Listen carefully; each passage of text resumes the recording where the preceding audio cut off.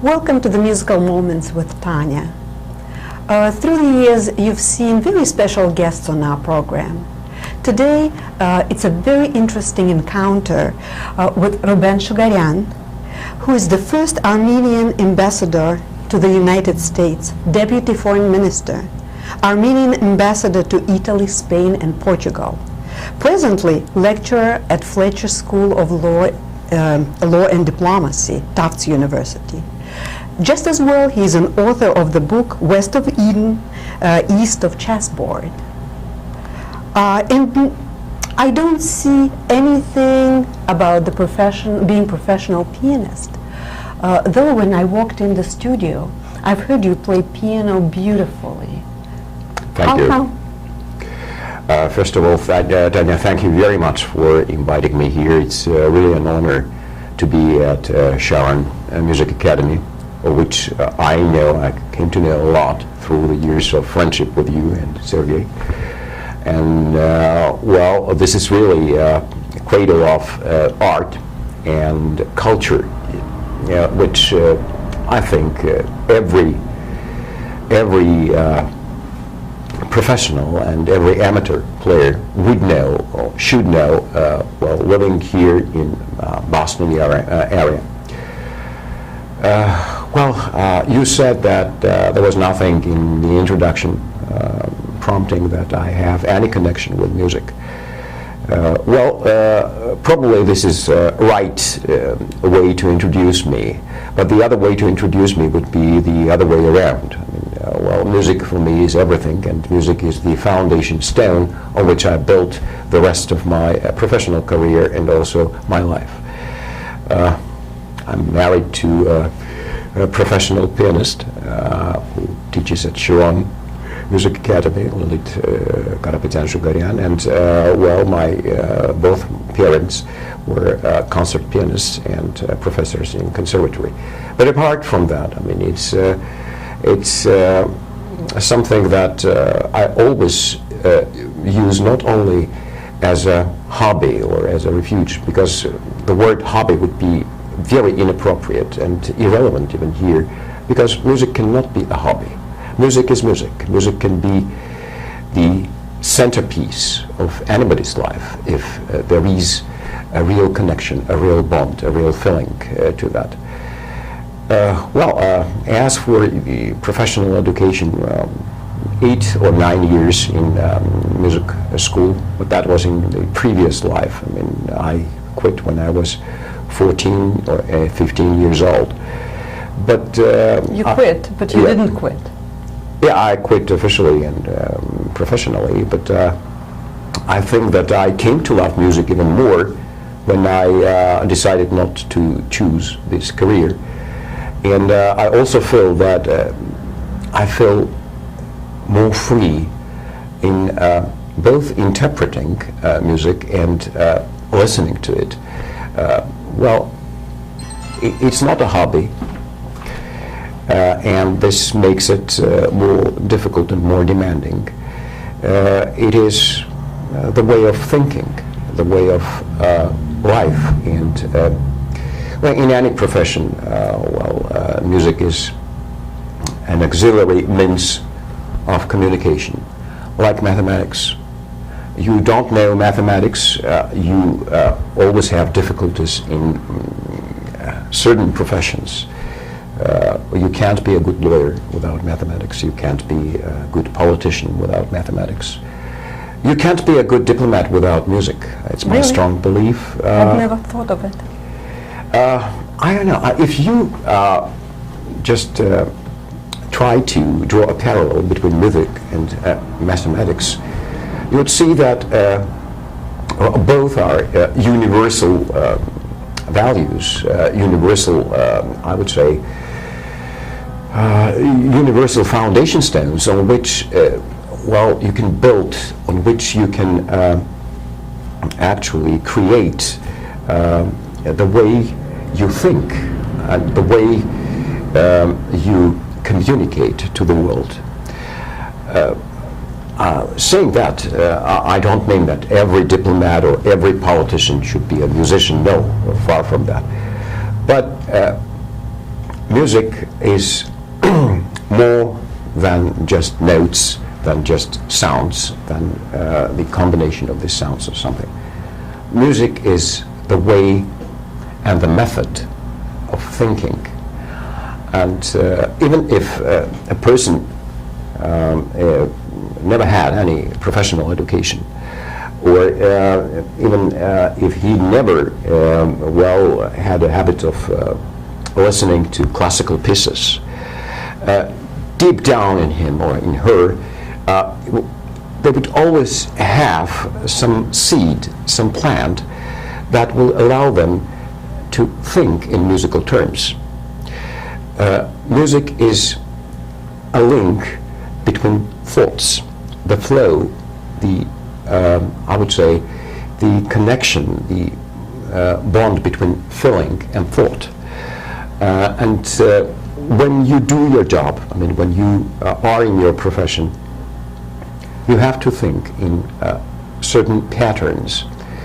Well, when you do diplomacy, when you are negotiating, again, this is like playing between two musical instruments. I feel that way. I don't know whether it's too artistic to describe it, but I always think that, well, for example, great Canadian pianist Glenn Gould, who is one of my favorite musicians in the 20th century, well, he would have made a great diplomat, probably a great politician. The way he talks, not just the way he plays the piano, but the way he talks is completely musical. And the logic, the fantastic articulation, the coherency of thought, the purity of connecting one piece of thinking to the other piece of thinking is like playing Goldberg variations by Bach. He can do that for hours. He can speak for hours, and you would never hear him repeat one and the same sentence, or repeat it the way that would be just a simple repetition, not a meaningful one. So I believe that music is also an auxiliary means of communicating, wonderful means, something that can help in other professions a lot. Rouben, I have a question about the life of a diplomat. We're always fascinated with what's going on in those diplomatic circles, and we can only imagine, of course, because it's meant to be hidden from everybody's eyes. Though we really want to picture what's going on when you meet with other diplomats and the ambassadors, we can picture it around the table with a glass of wine, with a nice sometimes it is with more than a glass of wine, and that's of course depending on what kind of a topic and what kind of a format of the discussion is, whether it's formal or informal. Is it a beautiful room with a grand piano somewhere in the corner, mostly? I wish it would, but sometimes the piano is nowhere to be seen and nowhere to be found, and sometimes the room is not as big as you might think. It could be just a corridor of power, as we call it, and well, just a very, very short encounter with a very important person, and when you have only 2 minutes to make your point, and when, well, you have to really respond also in a very, very quick manner. But how often you can use your piano gift in the concrete manner, coming to a grand piano and sharing your gift of playing? I was lucky in this sense because, as I said, well, my wife is a concert pianist, sometimes, well, she was doing the piano part, and well, we would have very important diplomatic receptions where she would play, and this is cultural diplomacy. This is something that you can do on the side, and well, sometimes she had to do diplomacy in my stead. I mean, she would talk to other people without playing the piano, of course, but everybody appreciates when you have gifts other than just your duties in diplomatic, mission. So playing piano would be very, very nice extension of your diplomatic gift. Yeah, and I remember, I mean, well, especially in international organizations where I came across a lot of diplomats, very, very able ambassadors. They would not just play a musical instrument, but they would do concerts together, and I can recall a Hungarian ambassador to the United Nations in the 90s who played a perfect clarinet and who played saxophone as well. Well, they would do jazz piano trios together with other diplomats. And then we would have this small receptions or parties where the music would be played by diplomats. And then there were clubs that were very, very famous in Washington, and that would gather a very, very small circle of people from the diplomatic corps. There is, for example, Schubert Society in Washington. There is a Beethoven Club in Washington, as a Beethoven Society.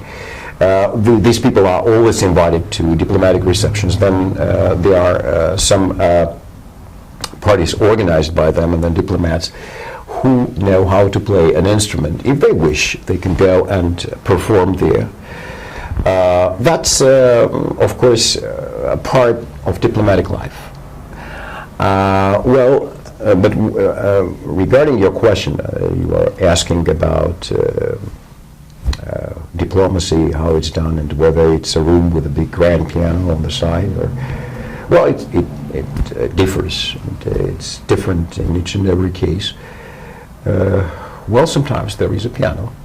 Can we maybe recreate that moment that we're talking, and then it gives you an edge to play a little piece for us?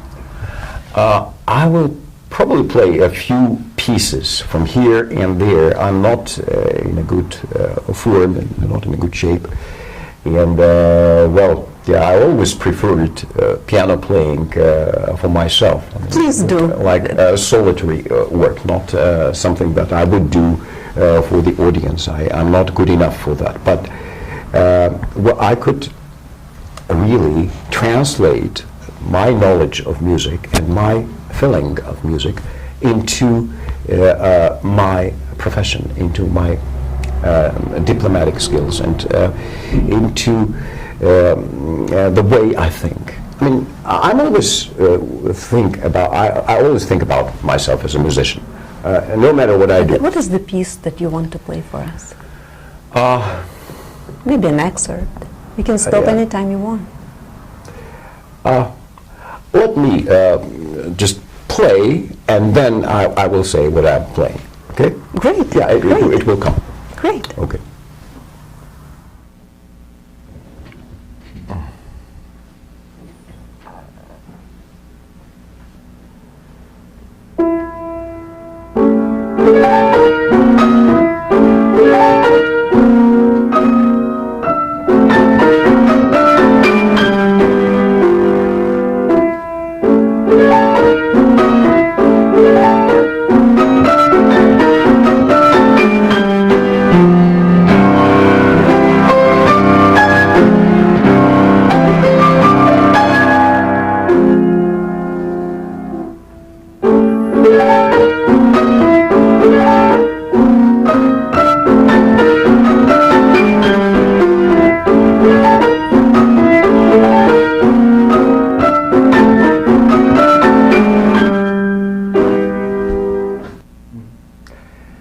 This was a piece by very young Shostakovich. He wrote it when he was 16 years old. It's called A Fantastic Dance.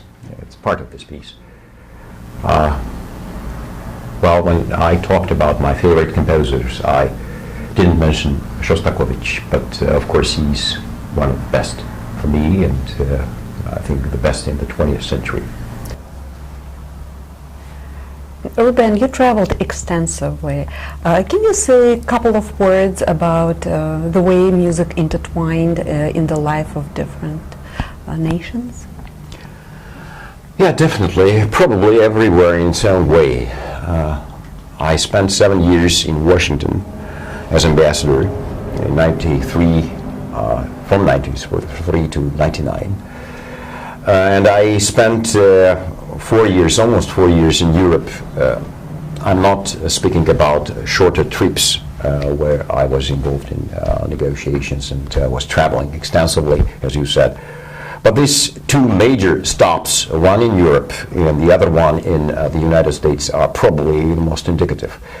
United States, of course, it's a country where you can fill music time and again in different fields, in different spheres of life. It intertwines with life and with work very, very extensively.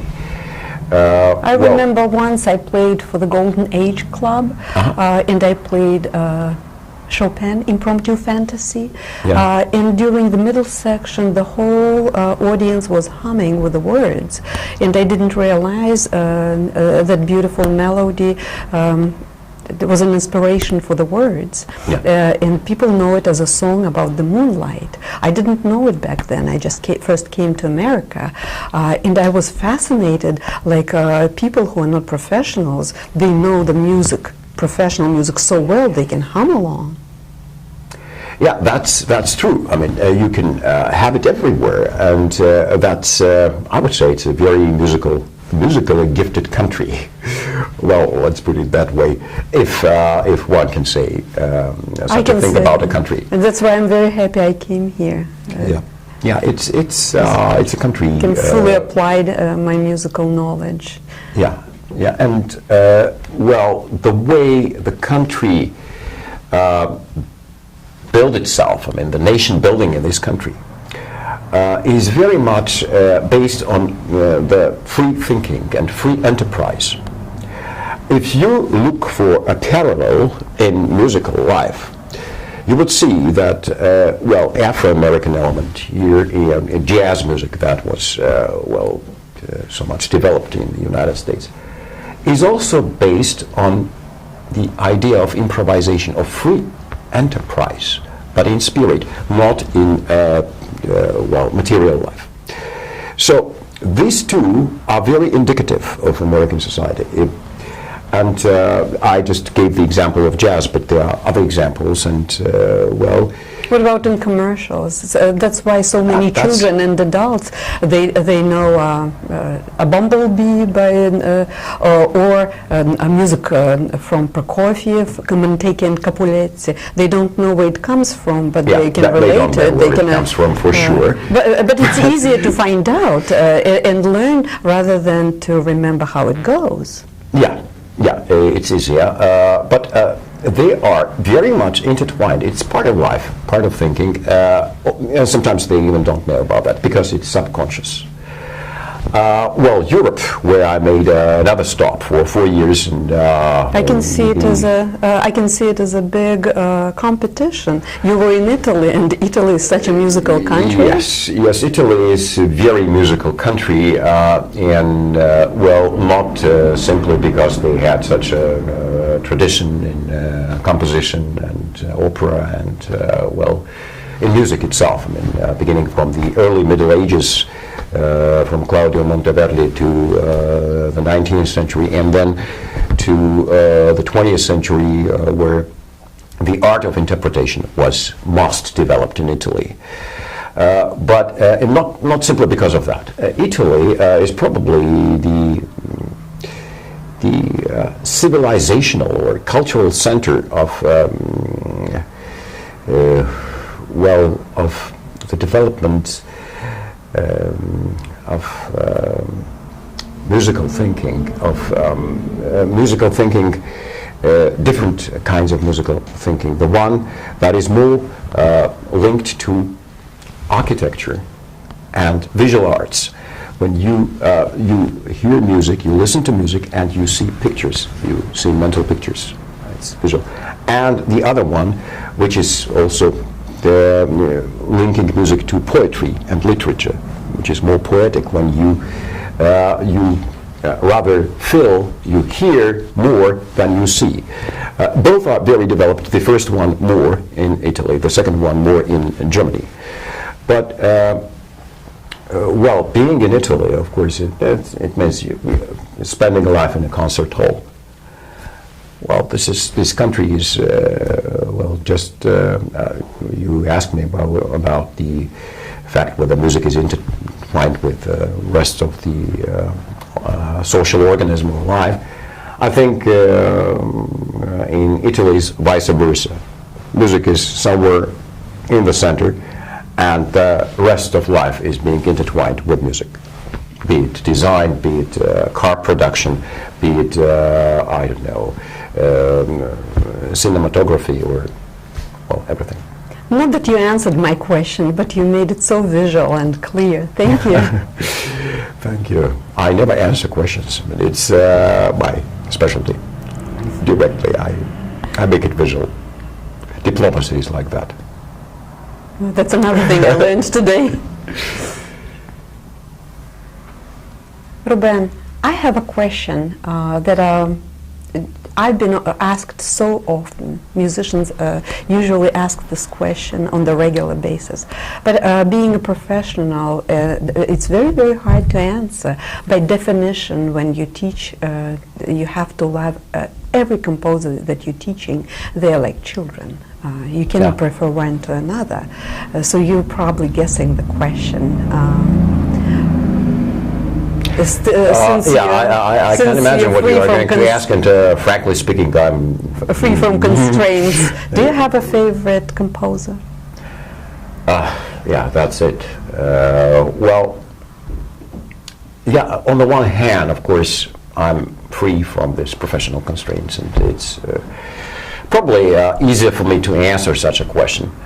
On the other hand, I still have constraints because there can't be one. There are probably a constellation of composers that every individual who either is a professional or loves music as well as art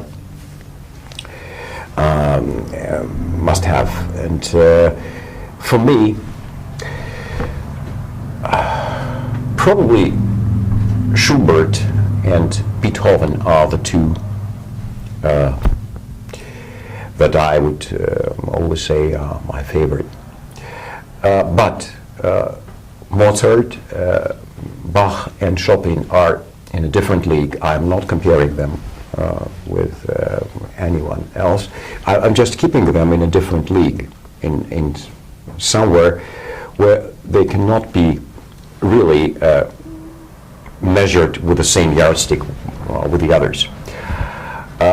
I named Schubert and Beethoven, but also I'm a great fan of Anton Bruckner and also Alexander Scriabin, Russian composer that I like very much. Once those names sounded here, I cannot skip that moment. I want to ask you to play something from Schubert and from Scriabin. And I'll begin with the prelude by Scriabin.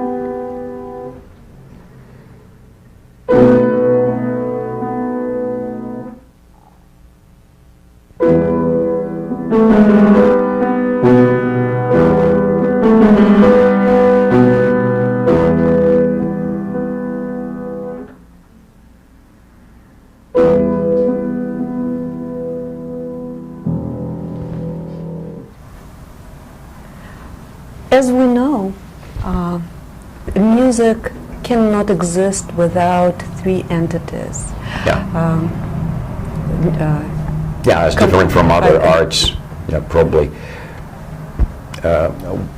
Which entities do you mean? A composer who writes a piece. Yeah. The interpreter, probably. An audience. Yeah, that listens to this piece, and that a very important intermediate step, a person who takes the piece and it's a channel. It's a channel to get to the audience. Exactly. You call it an interpreter, some call it an artist, some call it a musician. By the way, you now said that, and I feel that interpreter, the word that we use so often, is not probably the right word, because interpreting is something that, makes your work, or envisages that the work you do is less creative. I would say that interpreter in music is co-creator, the one who creates the composer's music anew, not interprets it in the way to be understandable for the public at large or the audience. Why I use this word only in one sense. Everybody uses this word. It's the official. Yes, but it's true in the sense of, take a teacher who is an artist. Yeah. You would never see a big artist who is a teacher who will come to the canvas and show how to draw. He will never do. Why? And you say, but a piano teacher would always show. And the they piano say, teacher is the because fourth music element. interpretive art in this sense. Right. In this sense. In yes. this sense, right. And the word music can only get through that channel. We call it performing arts or art of interpretation when we speak about that part of the puzzle. But I would like to draw a parallel with diplomacy. Diplomacy is the interpreter of politics, of foreign policy. So here we also have two. I mean, the diplomat is trying to, not trying, but just making the interpretation of the policy his state or his president or his foreign minister is responsible for. But again, here it can be either mechanical interpretation or co-creation. I would say interpretation in music is composition in the making, if it's a true interpretation, if it's a good interpretation. Same is in diplomacy and politics. Diplomacy is the foreign policy in the making. So, well, it really depends on who is the interpreter, who is the teacher during the class, because it's very subjective. Music as an art that presupposes a very, very strong participation of individuals, of persons. It also presupposes the subjective element being present strongly during any process of interpretation, process of teaching. But the thing is that being subjective in music is not something that has to be criticized or something. On the contrary, subjectivism in music has to be striving for the truth in its own way, for finding the truth, finding the composer's thought, the conception behind, and this is the way to go. I think you're talking, and correct me if I'm wrong, but I think you're getting into that very, very popular and noteworthy discussion about the interpreter who is, there's a fine line about being more of speaking in your performance of a composer, or speaking more about you. Exactly. If I speak more about myself in diplomacy, I would be called back by my foreign ministry. But in music, well, it's easier. The greatest composers are no more. They are long dead.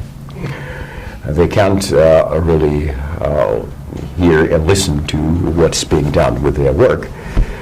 It's a joke, of course, but again, I mean, I can say that the art of recreation, co-creation rather, is very, very interesting. And here, as you said, there is a fine line between being as big, as great as the composer, and trying to really rebuild his work or her work, and trying to put his own or her own ego into the piece he's playing more than is necessary. Fine line is a really fine line. And when you see how Gould is playing, for example, same Glenn Gould is playing Mozart, I would say that probably if he played at the Tchaikovsky competition, he would not pass to the second or to the third tour.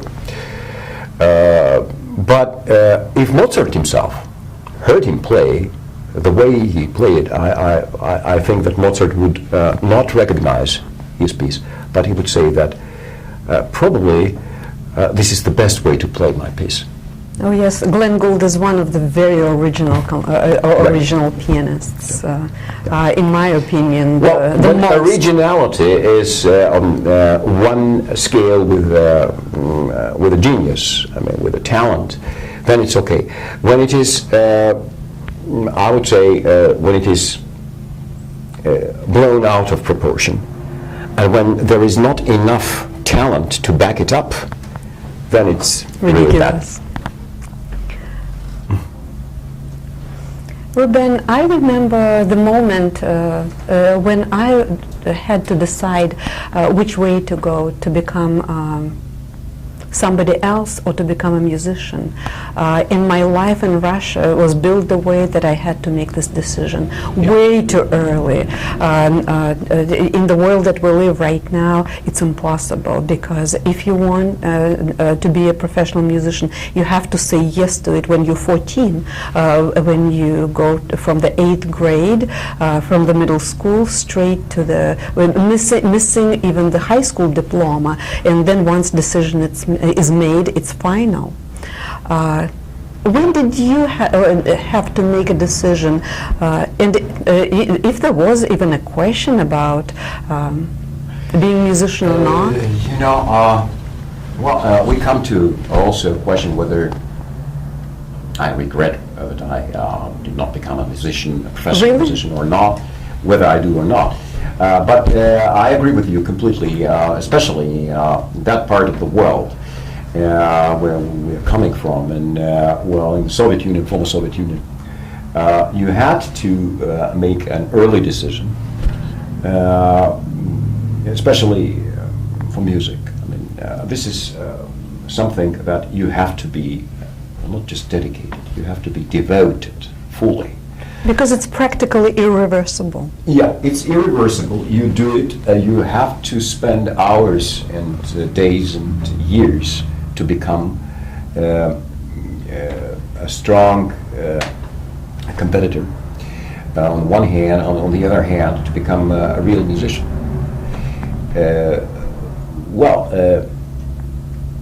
I probably made that decision when I was 16. I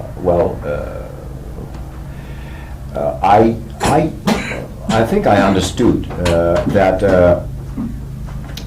I would never make a great pianist. I would not become a really very, very good pianist.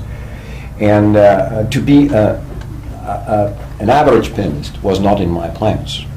That's one part of the question. I understood that, you either have to be very good in that field, or you don't have to do that. You can choose a different profession, but use this knowledge, this experience, this music, I would say, musical background, for anything you do in life. So I made that decision at 16. I really started to love music when I was probably 10 years old. Before that, I hated my classes. My parents would insist on my attending the musical school. And then there was a bargain, deal made, that if I get the highest grade in school, they would get me a dog. That was my dream. And I was 10 years old. They never expected me to do so good at school. That's why they so easily agreed to the terms of the agreement. Also, I hit the highest grade. It must have been another era and another place and time, because one of my students was promised a pony. And after she'd gotten a pony, the whole deal was off. The pony stayed, music went. Now, in my case, it was vice versa. The dog never arrived. They persuaded me and made a very, very, I would say,